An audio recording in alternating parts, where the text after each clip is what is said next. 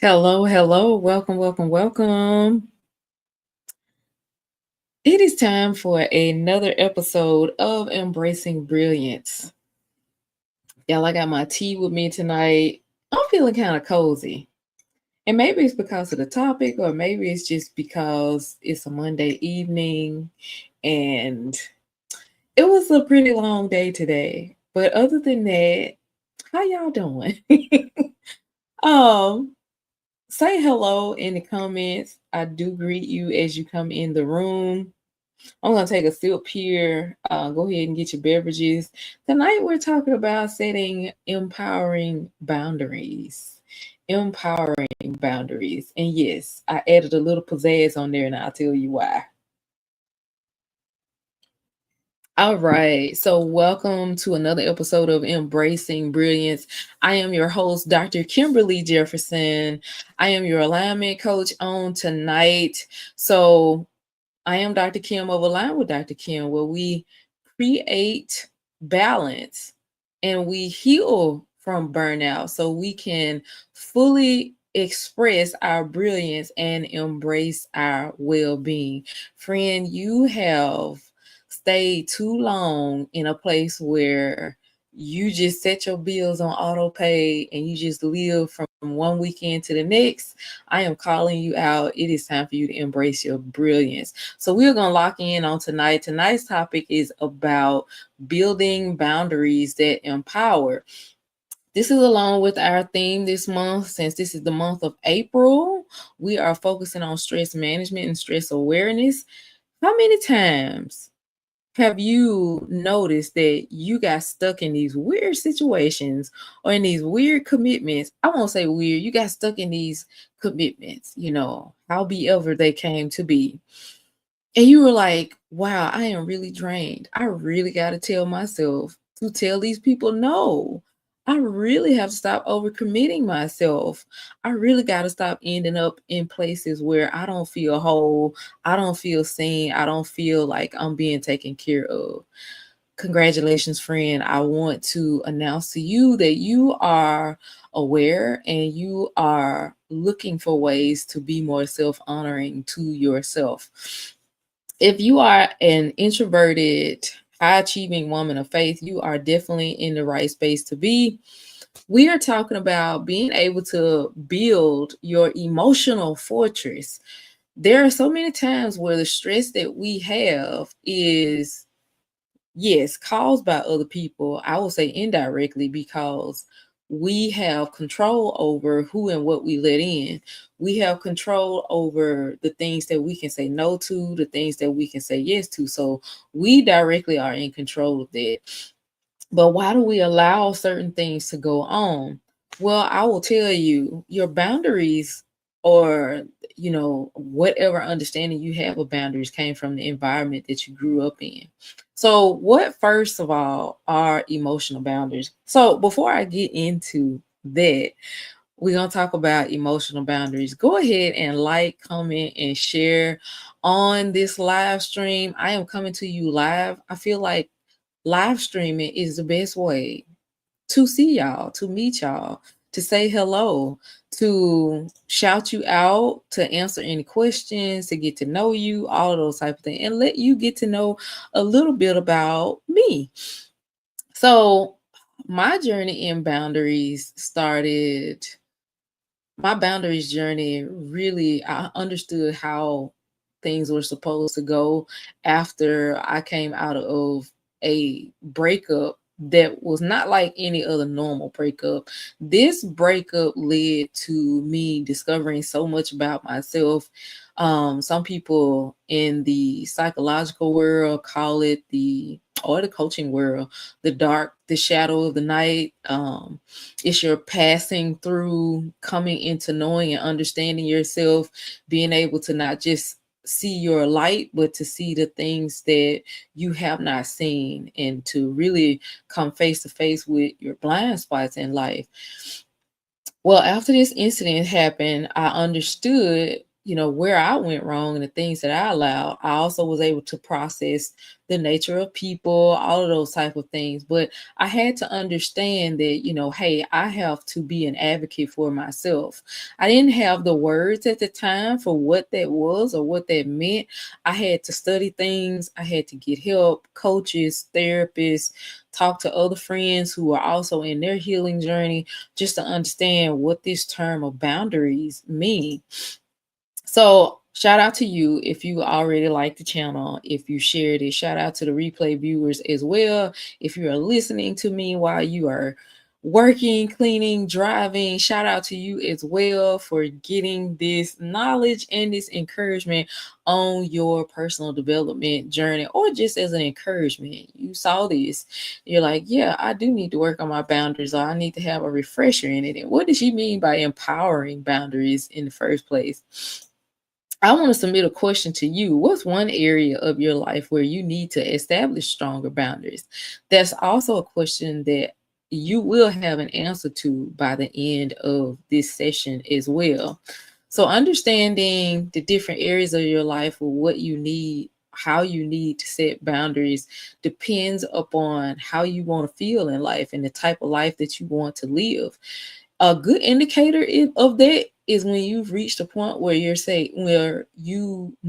can't keep living like this, whether it's dealing with work, certain relationships, things with your spouse, kids, things with yourself. Because the things that you think, say, do, and allow, that's your emotional, energetic space there. And you have a right to have full authority over those areas with things. So, emotional boundaries are the invisible line that define where our emotion ends and another person's begin. So, setting great emotional boundaries will help you to protect your own emotional well being and to ensure that other people's feelings don't dictate your emotional state. And I have been there so many times where I would let somebody else's trauma, drama, I would just run all into it. And I never understood why. I never understood, well, man, why am I taking on other people's stress? I'm like, I don't have to deal with that. I don't have to do that. And it just dawned on me. I just realized, I was like, this is coming from something that I learned along the way in life. And I really had to look at this like, where did this come from? Why am I like this? So, one thing I have studied in coaching and with behavior is that once the reasons why we have certain behaviors, whether they're good or bad, is that they serve us in some type of way. So somewhere along my young life where I came up, I'm still young, y'all. Okay. I am not confessing that I'm old. I said coming in my young life. Okay. Just wanted to let you know that. So somewhere along the way growing up, I was either praised, and the same thing goes for you. I was either praised or punished for holding on to other people's emotions or going into spaces where there were emotional things, trying to run in and solve things, trying to be enmeshed. The term is enmeshment, because it was like accepted. It was a connection type of thing. And I won't say it was false connection, but you feel connected to people that you share trauma with. You feel connected to people that you run in and help others with. Now, I want to clearly state that emotional boundaries don't mean that you're shooing everyone off. It means that you are paying attention to your own needs, as well as you are respecting the needs of other people as well. So you don't shut other people out. And yes, you can have those walls, but they are flexible walls in it. And it helps us to adapt in certain situations and in certain relationships when we're able to set, choose, enforce, stand on business with those emotional boundaries. Why is this something that high achievers have problems with? It's because we try to seek for that external validation. and we seek for success. Anything that we are looking for, that we want to achieve, we put all of those things ahead of our own emotions. And it's okay. Like I said, you probably learned that in an environment where you were either praised for putting other people's problems before yours, or you were punished because you did not put other people's problems before yours. How many times have you witnessed or even experienced when a child coming into this world knowing very little, they understand the phrase of no. When they come into their understanding of no, and then you get in trouble for saying no, that just, now there's a part of me where that just crushes me, and I'm just like, I hate to see that. But I know that is also something that leads to that person's resilience, the person that's being told no. And that's something, people have to grow into, understanding what resiliency is and owning their no. Hopefully that is something that we can all say we've gone through, or that we can get better at, is owning our no, stepping into a place where it's okay to say no. Because if that was you that happened to, where you were punished for saying no for something, you had every right to say no to something that you didn't like and to what you were feeling. I think that's one of the reasons why some people don't even understand what their no means, or they get confused in using it. But being a high achiever, um, saying yes to everything all the time will definitely lead to a lot of burnout and emotional exhaustion. So empowering boundaries allow you to focus on what truly matters, and it allows you to stand in that authority of your own emotional energy. So you're not crashing out. We talked about that last week. You're not crashing out. You are not you're able to regulate your own emotions all at the same time of honoring yourself and the things that you want, whether whatever thought those are, they are whatever things that you want to allow into your space, those things matter to you. And you have a right to make room for those things as well. So, we talked about understanding emotional boundaries and what they are. We talked about how emotional boundaries are basically those invisible lines between where our emotions end, and then there's another person's emotion. Having it clearly set, we know that emotional boundaries are not about striking people off and getting rid of them, but at the same time, we want to be flexible in our boundaries. It's just like when you are giving a listening ear to a friend, but everybody has a limit. I know we will sit up here and say, girl, yeah, just whatever you need. If you know, like I know, that comes with a limit. Everybody has their limits, and they should. That's a healthy thing. We don't want to treat our friends like, we're going dumpster diving. We don't want to treat our friends like dumpsters. And then also, we don't want to put ourselves in positions where we're allowing people to treat us like dumpsters. Now, that has nothing to do with speaking in a professional space as well, because there are spaces where you can vent and where you can talk and you come to a solution about a thing. But even in that, that's a limit. That's a limit in how much you release on things, because the person is then able to hold you accountable and ask you what direction you would like to take so you can move forward beyond those things.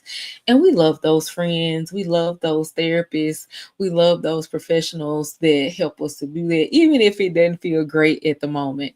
And y'all, I am speaking from experience because I have been there. I too am a human that has done my venting, and even I had to ask myself, okay, this isn't feeling great anymore. If we're honest about it, it doesn't feel all that great all the time. It's usually, there's a time where you need to let go of things. There's a time will come where you will be ready to release things and let them go. What are some of the powers of setting those empowering boundaries? And like I said, empowering boundaries is when you're able to focus on your needs and the things that truly matters to you.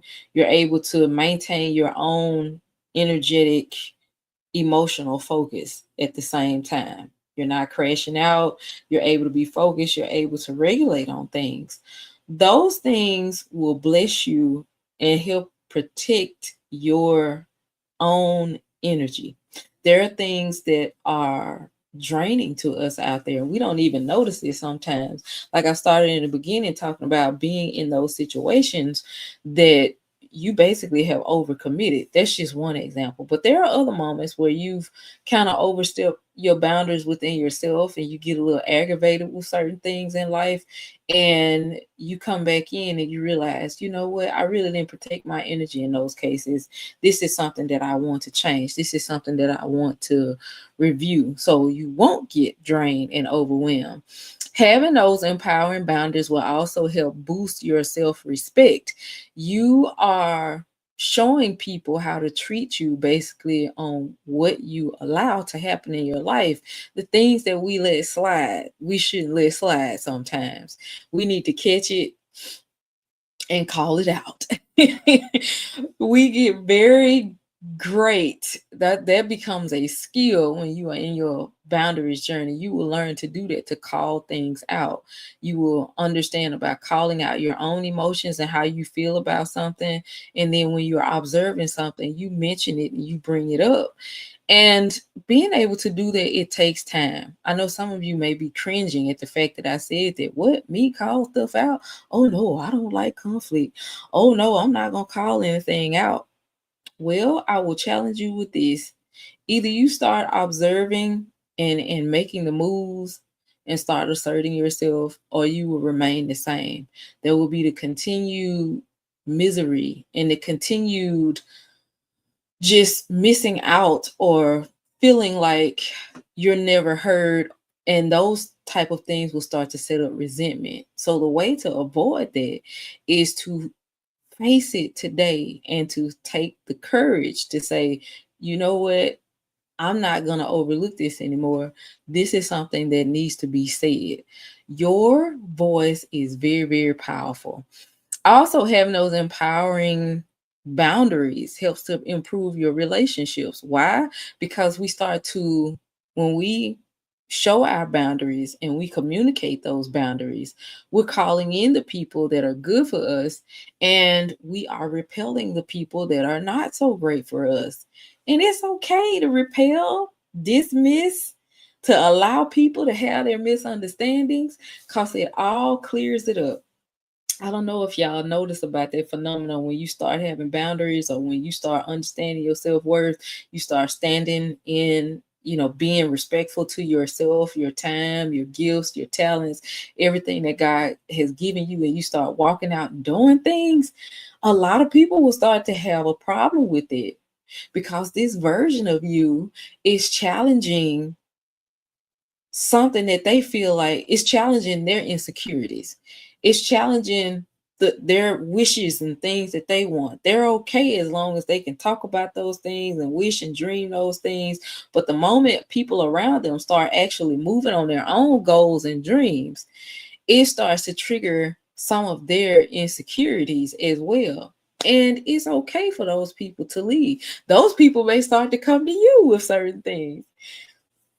I tell you, that was, oh my gosh, that was an experience. That may be another topic for another day. But when you have people that are triggered by their own insecurities, that come in and talk to you like you're the problem. Whew. Oh, Jesus, take the wheel. But yeah, I think it's a great, that is also in its own way a great place to set an empowering boundary and to share with that person that, hey, that has nothing to do with me. I think you should go work on yourself, and I am going to exit this conversation. Have a nice day. There are ways where you can simply say no, and you can be respectful to yourself. You can keep your own energy levels while at the same time staying focused on the things that you need to stay focused on, because that, ladies and gents, is a trap. That is a trap to get caught off into other people's insecurities and managing them when that's their journey.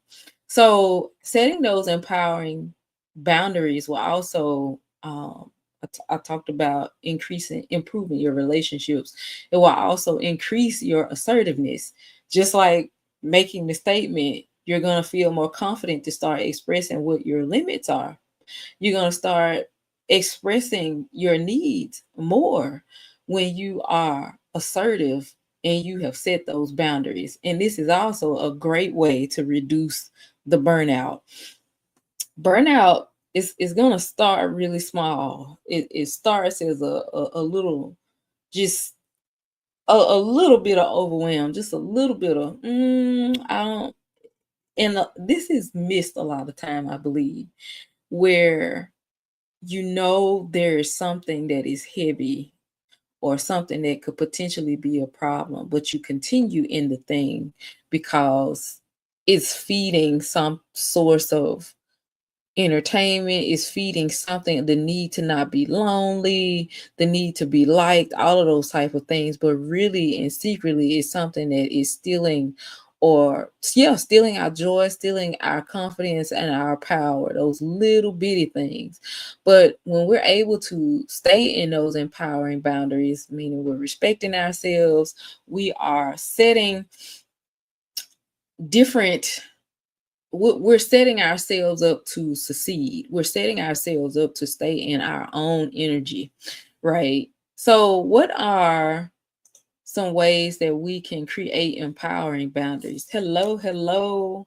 Welcome to the live. I am so glad to see you all. Even if you're just scrolling by, shout out to you for coming in. We are talking about being able to have just a wonderful fortress, an emotional fortress where we can thrive and exist and be our brilliant selves in there.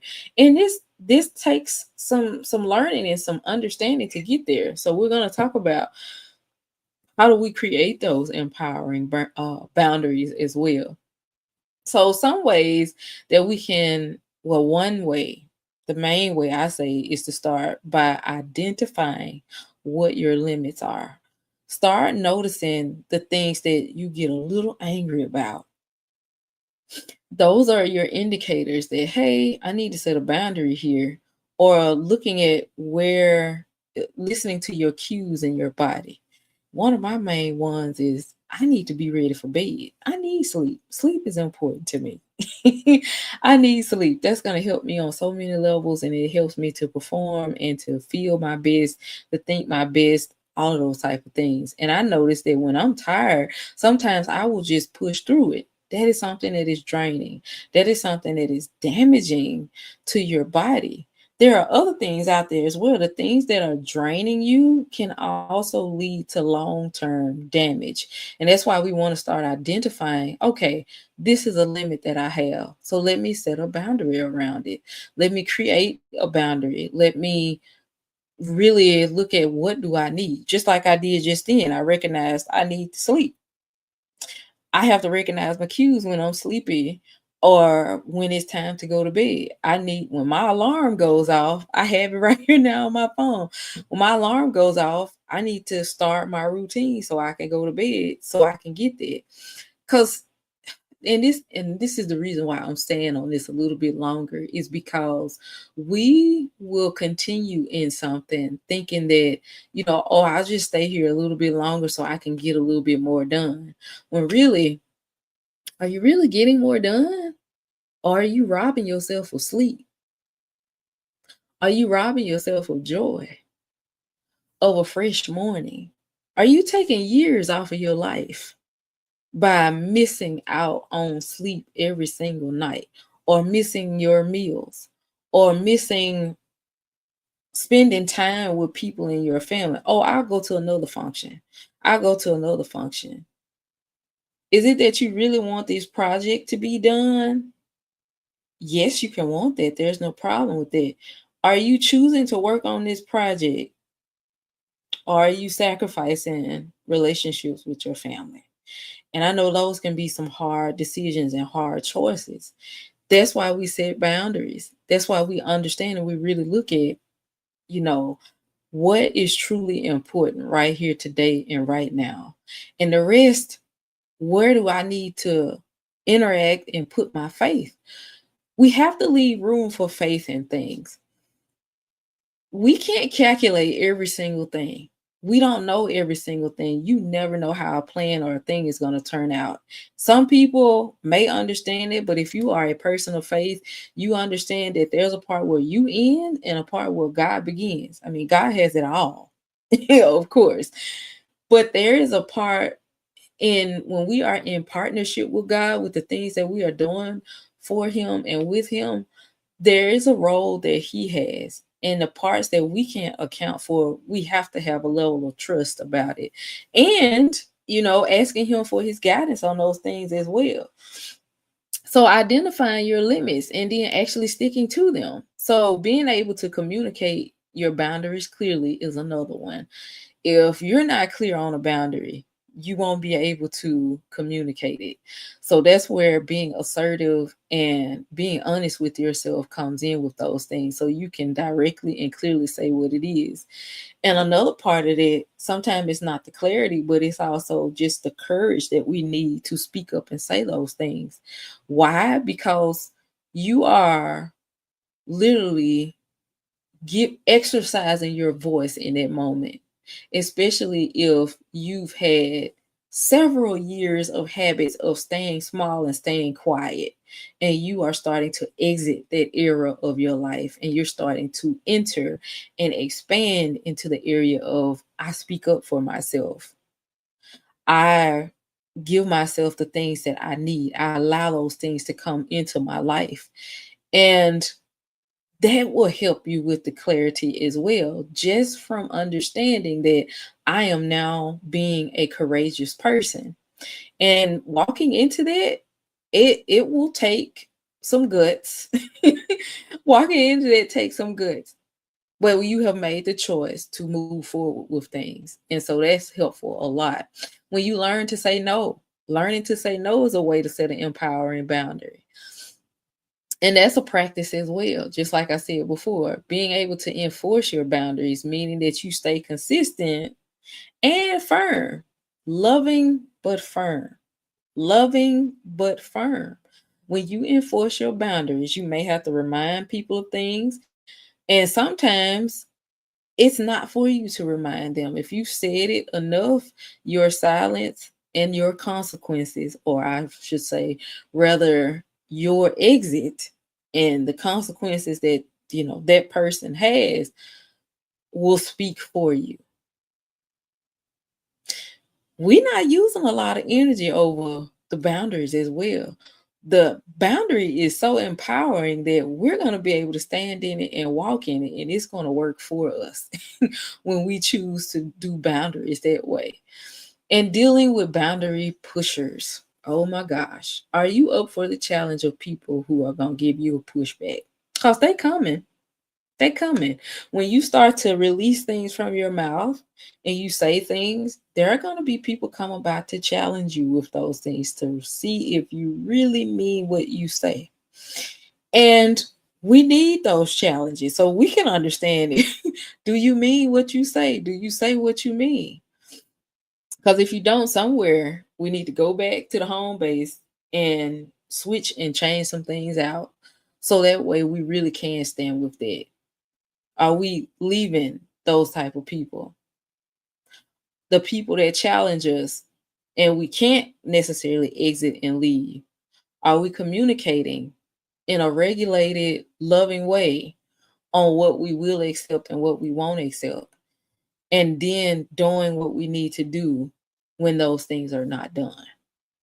Are we able to do that? Yes. Are we encouraged to do that? Absolutely, yes. So I hope this has been empowering for you tonight. If you're a high achieving person and you understand that you need the boost in the self respect, that you need to protect your energy more, that you want to reduce the burnout, set the boundary, hold the boundary, practice saying no. Start looking at where you feel drained, and start practicing saying no. You may be saying no to a thought. You may have to say no to a person. You may have to say no to a habit that you have. You may have to say no and just completely interrupt an entire word or phrase that you just keep saying, because that will lead to something damaging, draining, or destructive. So when we recognize the things that we're saying with ourselves, even if it's, man, I can't deal with this person. It's like, well, you know, become curious. I don't necessarily have to deal with them, but I do need to be assertive of myself. What do I need to do that? And that way it will frame your mind and you'll start thinking about other things. Friend, I want to challenge you. If you are in that place where you are healing and you are going, Dr. Kim, I've gone through past issues of where I did not set boundaries and I felt really bad about it. I'm going to tell you that's okay. If you've apologized to yourself, there is no need for you to continue to hang things over your head. It's time to start practicing some new behaviors. And you can do that. I have an e-guide here. I talk more about boundaries in there and self-talk, all the things to help you with gaining a self-care routine for the moments when you do practice the boundaries and you're like, you know, I feel kind of icky. How do you need to start talking to yourself again? I talked to you in that EGOT about burnout and why it happens and with women and things like that. But I also give you exercises in there on how to claim what you authentically want. And sometimes we have to look ahead to the things that we want in life to help us walk forward to them, instead of sitting in the dysfunction, instead of sitting in the old behaviors that lead us to the same place over and over and over and over and over again. Sometimes we need to learn how to shift and set our eyesight and our mindset on something new so we can actually begin to step out of it. And so the way can be made open. That self-care guide, that guide to transformation, is in my Pinsight page. It's absolutely free for you to download, check it out, take a look at it. And if you have any questions about this, I wanted to tell you also about some of the things that that you may need to set boundaries with. And one of them that I thought about for you is protecting your quiet time. Remember when I asked, where do you need to set stronger boundaries? Do you need to protect your quiet time?